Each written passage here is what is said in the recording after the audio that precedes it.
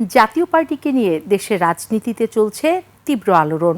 নির্বাচন সামনে রেখে প্রশ্ন উঠেছে, বিগত অবৈধ নির্বাচনগুলোকে বৈধতা দেয়া দল জাতীয় পার্টিকেই আওয়ামী লীগ পুনর্বাসনের হাতিয়ার হতে যাচ্ছে।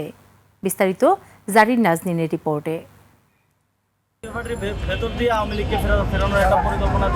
জাতীয় পার্টি ঐতিহাসিকভাবে ক্ষমতার ভারসাম্যের খেলোয়াড় হিসেবে পরিচিত।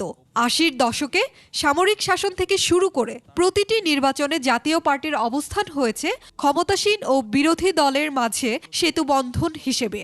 সেই ধারাবাহিকতায় ২৪-এর গণঅভ্যুত্থান পরবর্তী সময়েও জাতীয় পার্টি সক্রিয় ভূমিকা রাখলে আওয়ামী লীগের জন্য রাজনৈতিক পুনর্বাসনের সুযোগ সৃষ্টি হতে পারে বলে মনে করেন রাজনৈতিক বিশ্লেষকরা। জাতীয় পার্টির হাত ধরে আওয়ামী লীগ নিজেদেরকে প্রত্যাবর্তন করা বা ফিরে আসার একটা চেষ্টা, কিন্তু আওয়ামী লীগের যে অতীত রাজনীতি, অর্থাৎ আমি ১৫ বছরের আগের কিংবা স্বাধীনতা সংগ্রামের বা তাদের যে প্রাথমিক পর্যায়ে মানুষের অধিকারের প্রশ্নে যে রাজনীতি করেছে তার সূত্র ধরে তার যে রাজনৈতিক অবস্থান, সেই জায়গাতে জাতীয় পার্টিকে রাজনীতিতে যে বিশেষণে দেখা হয় সেই বিশেষণের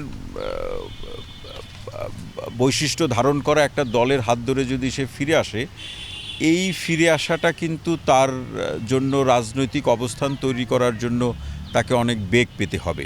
নির্বাচনে জাতীয় পার্টি আওয়ামী লীগের ভোট ব্যাংক ব্যবহার করে লীগের নেতাদের নিরাপদ আসনে দাঁড় করাতে পারে বলে ধারণা করছেন বিশ্লেষকরা। ক্ষমতা কাঠামোতে ছিল, তাদের অর্থ আছে, তাদের যশ আছে, মানুষ পরিচিত আছে, মানুষের তারা পরিচিত, তাদের পরিচিত আছে, সব কিছু মিলিয়ে তারা যদি জাতীয় পার্টি সহ আরও কিছু দলের মাধ্যমে মনোনয়ন নেয়, সেক্ষেত্রে তো তারা ওখানে ওইভাবে তখন আর পতিত সরকারের অংশ হিসেবে তারা দাঁড়াচ্ছে না, তারা সমাজের একটা এন্টিটি হিসেবে দাঁড়াবে। এই অবস্থায় তো যদি কারোর মধ্যে এই ধরনের চিন্তা থাকে যে না, আমি এই প্রক্রিয়ার মধ্য দিয়ে আওয়ামী লীগকে ফিরিয়ে আনতে পারবে।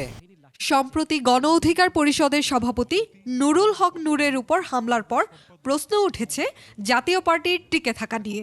বর্তমান রাজনীতিতে জাতীয় পার্টি নিজের অস্তিত্ব টিকিয়ে রাখার পাশাপাশি আওয়ামী লীগকে পুনর্বাসনে ভূমিকা রাখবে কিনা সেটাই এখন দেখার। সবগুলোর হাত পা ভেঙে দিয়ে দেবো একেবারে। জারিন নাজনীন, ২১ টেলিভিশন, ঢাকা।